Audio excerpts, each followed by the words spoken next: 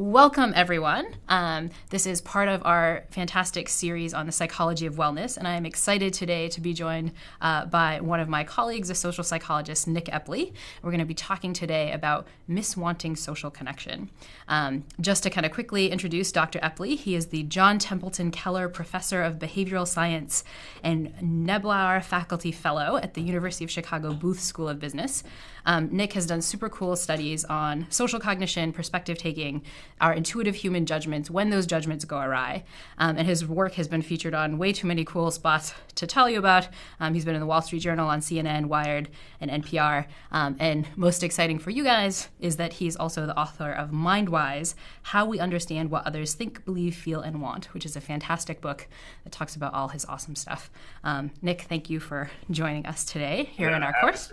And so what we really want to talk about today was your cool stuff on social perception. Throughout the course, we've been talking about all these cases where we miswant things, these cases where we really have intuitions that we should seek out stuff like getting a higher salary or getting a good grades, and this doesn't impact our happiness as much as we think. And then there are all these other spots where we're miswanting in the other direction, where there are these things that would actually make us happier, but that we don't have intuitions to seek them out. And so I wanted you to talk today about some of your work on social Connection, one of these many domains where we're kind of missing how good this stuff would be for us. So just kind of maybe give me a quick definition of how you think about social connection, like kind of what is it and why is it so important for our species? Social connection can be almost anything from making eye contact with another person or smiling at another person to being in a long-term romantic relationship with somebody. And it turns out that social connection across this entire spectrum tends to be pretty darn good for people. Or another way of saying that is the absence of social connection, social isolation, tends to be pretty awful for people. And in some ways, you kind of understand that. Like everybody has heard, I presume, who's in this class, understands that say solitary confinement in prison, for instance, probably heard that that's a pretty awful thing. Yeah. But what we find in our research is that people sometimes seek isolation. It seems seek solitude in places where it doesn't make them so happy. And they seem in lots of ways to underestimate the benefits that can actually come from connecting with others, including, perhaps most important, with random strangers. Yeah, and this is one of my favorite of your papers because you've shown not just kind of big cases of social connection like in your life, but in these small daily interactions, just seeking out social connection matters. So tell us about the intervention you did on trains. What did you have people do? So this started with really just an observation, which is one place that research often starts. So I knew a lot of the psychological literature demonstrating how important social connection was for happiness and well-being. These effects are just massive. And yet every day when I came into the office, I saw people in very close proximity to other people actively avoiding social connection. This seems like a paradox to me. I saw it on the train every single morning when I rode into my office in Hyde Park from the south side of Chicago. People would get on the train, line up along the outside window. Every day it was exactly the same drill, would line up along the outside of the window, and as they were going down the tracks and they were stopping, people would get on and line up next to them. And so you'd be sitting there cheek to jowl with another human being, perfectly delighted. They live in the same neighborhood. Yep. And then they would ride for 45 minutes into Chicago and treat each other like a lampshade. They would just ignore each other. And that was interesting to me as a psychologist because it could mean one of two things. One possibility is that people are being pretty reasonable here. There's a lot of the data in psychology about the importance of social connection looks at really our connections with close others, relational partners, good friends, family members. And it may be that those connections really matter a lot, but that these connections with strangers could be just unpleasant or perhaps even negative. So that could be that people are being reasonable. The other possibility could be that people just misunderstand the importance of social connection for their own well-being. And so they've got this 45-minute period in their day, which on surveys, most people say is one of the least pleasant parts of their day, namely when they're commuting. And they could be thinking that connecting with this person would be unpleasant, and they might actually be wrong about that. So how would we find that out? We do what we do, which is we run an experiment. And so we did that, and one of the train lines runs south out of Chicago. And in one of our first experiments, we recruited people for a commuter survey, and we randomly assigned them to one of three different conditions. So if they were interested, they came up to us. We gave them an envelope, which included a $5 Starbucks gift card, which turns out to be one of the most valuable powerful incentives things to get people to do studies. Yeah. Get people to do anything for a $5 Starbucks gift card. And inside that envelope was a questionnaire. And we told them at the end of your ride, we want you to fill out that questionnaire, put it in the mail, and send it back to us. We then told them that on your commute today, we want you to do something. In one condition, we told them that what we want you to do is to just keep to yourself today. Just enjoy your solitude on the train ride in. That was our solitude condition.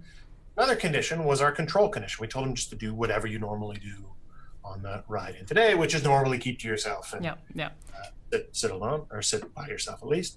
And the third condition, we told them to do something perhaps somewhat radical. That is, when somebody came and sat next to them, we asked them to try to form a connection, try to get to know something about him or her, right? And then that's all we told them. So then we had them fill out the survey. The survey included a bunch of items. The first four were the ones that we really cared about. We asked them, how sad are you today after your commute?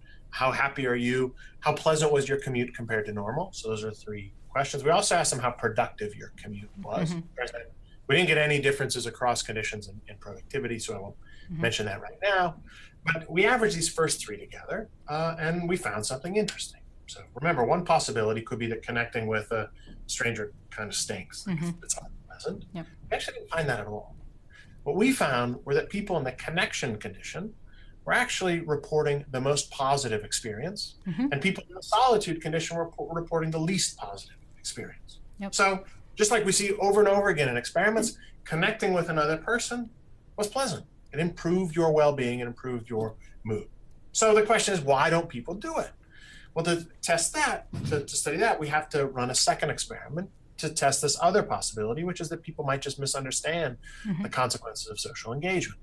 So to do that, we ran a second experiment where we told people about our experiment and each of the conditions and asked them to predict how they would feel if they were in each of these different conditions. This doesn't measure actual experience, of course. This measures people's expectations about how they would feel. And what did they expect? They expected that they would be the happiest in the solitude condition. That they'd be the least happy in the connection condition. So not only were their expectations miscalibrated, they were precisely backwards from what we saw when we ran people through those actual conditions.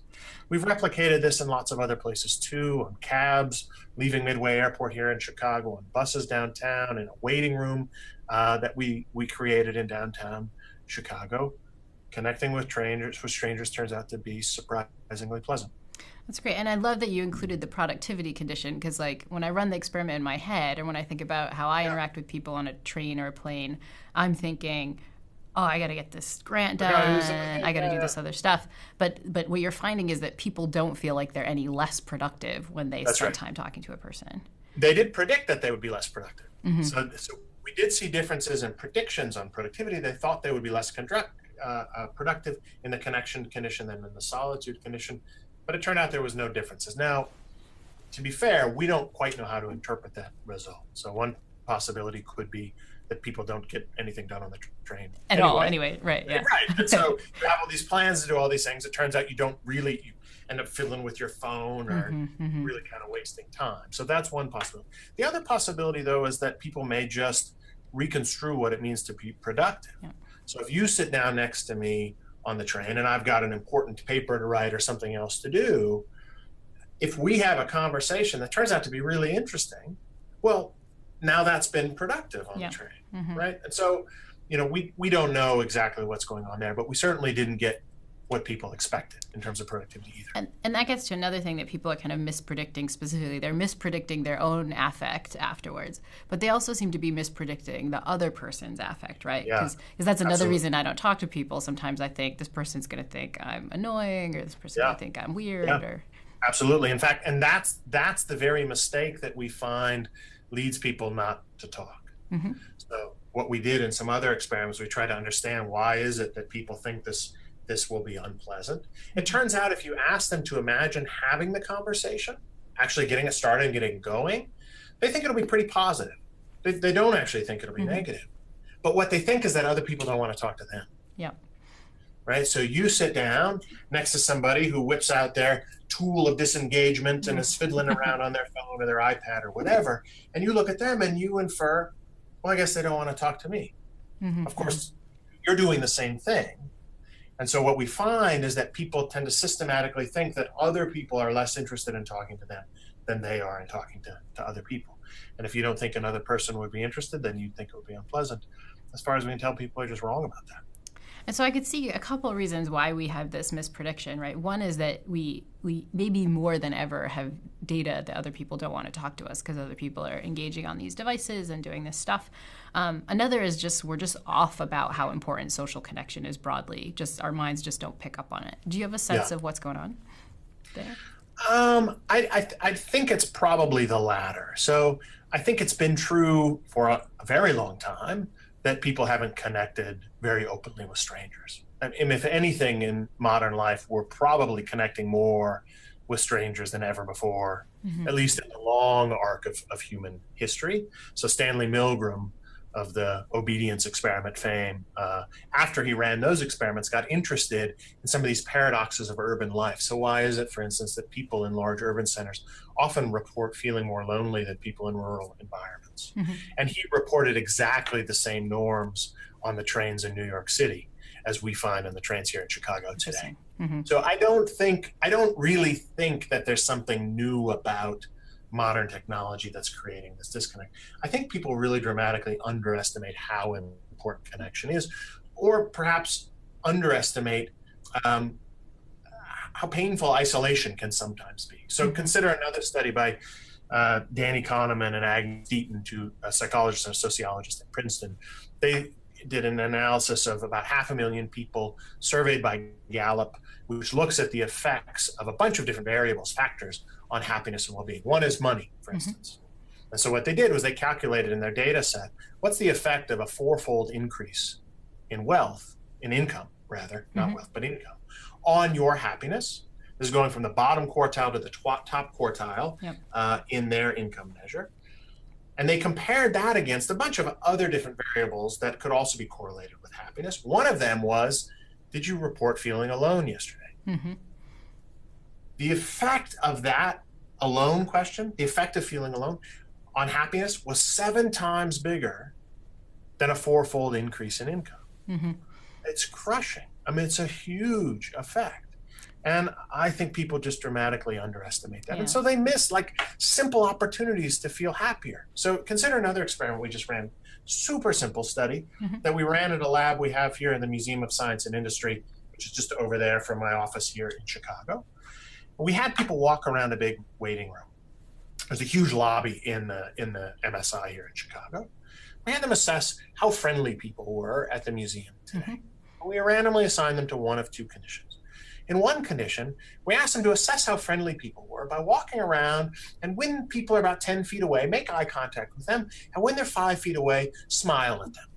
As we asked them to walk around and just be kind of friendly. Didn't ask them to talk, just minimal social connection, just be nice to other people. And did they want to do that? Were they kind of weirded out in the same way that when you ask people to talk on the train, they're kind of like, I don't know. I suspect they were a little bit. We didn't measure it, so I can't say qualitatively. I suspect they were. Because people don't naturally do that. Right. People don't, and well, you'll hear the results in a minute. And then you can ask yourself, why don't people do this? The other condition, we asked them to go around and assess how friendly people were, but just by watching. So you just watch other people. So in one condition, we've got people making eye contact and smiling, being friendly. The other condition, we've just got people watching, just observing. When they come back to us, we ask them, how friendly were people at the museum today? And what do you think people said? Well, in the condition where they were smiling and making eye contact, they said people at the museum were friendlier than people in the other condition did. Now, it's obvious why, right? They are being friendly because you were friendly. Right. Other people will smile back at you, even if they're not smiling at you to begin with. The more interesting thing was we asked people what their mood was, and how from positive to negative. And we found that people who were making eye contact and smiling in that condition were dramatically in a better mood than people in the control condition. That's great, yeah. And so, I mean, this is a trivial thing, but it turns out being social, being nice, even at just a very minimal level, makes you feel happier. So it's not even once people are on the train, just on my walk to the train, for Yeah. instance, I can take those few minutes and make myself feel better just by being nicer to other people. And so have you done that? So this is a topic that comes up in the course, is that we talk about these intentional actions that people can take Yeah, to put this research into practice, right? Are you doing yeah, yeah. that? Well, let me tell you a few things that I've done. So one thing I've done is I've gotten rid of my smartphone. So I just Whoa. carry a stupid My phone. students, when they hear this, will say, what, what's going on? Let's see if I'm not even sure I have it today. I usually don't carry it, but no, I don't have it. I have a stupid phone. It just makes calls. So if I Wow. want to talk to people, I It's amazing actually you can even buy one of those nowadays, but yeah. you can go to Yeah. Target. There it is. Yeah, it's off in the corner. My kids are horribly embarrassed by this, but I felt that. So I do have an iPad. Yeah. So if I really want to do something, I can, but it's not right there in front of me. Yeah. I can be more attentive to people who are around. Second thing I do is I have become more social, I would say, in lots of ways. I'm much more willing to just talk to people. Hmm. Just find everybody's got an interesting story to tell you. Everybody has something interesting in their lives. Yeah. You just need to ask them what it is. The other thing that I've done is I know, for instance, we also have a bunch of studies on the surprising benefits of expressing gratitude. Uh-huh. Turns Yeah. out that people underestimate the importance of gratitude on other people. So when I write you a gratitude letter, you're happier than I expect. And so this just right behind me, I have a bunch of letters just laying around so that it's easy for me to write these. Hmm. And so yeah, I've done a bunch of these things, and they do make a difference. And I think it's important though to realize what kind of difference they make. Hmm. Um, they make a difference in the moment. There's an important thing I think to understand about happiness and what you get from social connection. People often think about happiness like height, like it's Yeah. a permanent thing that, once if I do X, Y, or Z, then I'll be happier and I'll always stay that way. Little like, if I do something to get taller, I'll always be taller. Hmm. But that's not what happiness is a mood state. It tells you you're kind of doing the right thing at this moment.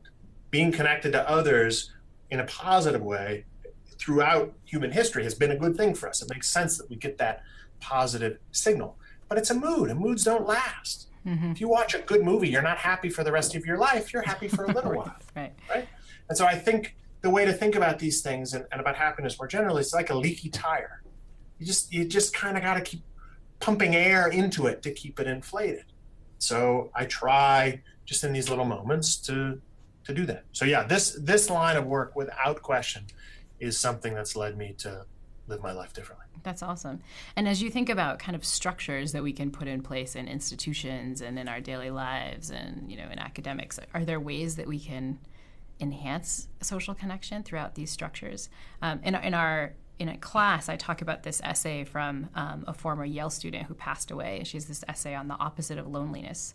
And she says that one of the things that's amazing about college is that she experiences this concept that she has, which is the opposite of loneliness. She says we don't have a word for it, but it's just kind of like feeling like people are around and you can talk to them in the dining halls and these kinds of things. Exactly, yeah. And she talks about kind of promoting whatever we're going to call that word in society. And any ideas from your research about how to do that better? Should we have like forced chat, not quiet cars, but like the opposite of cars on trains, Well, which is like the talking cars and things? the funny thing was, when I was doing this work, I relayed our experiments to the folks who work on the trains here in Chicago. Mm-hmm.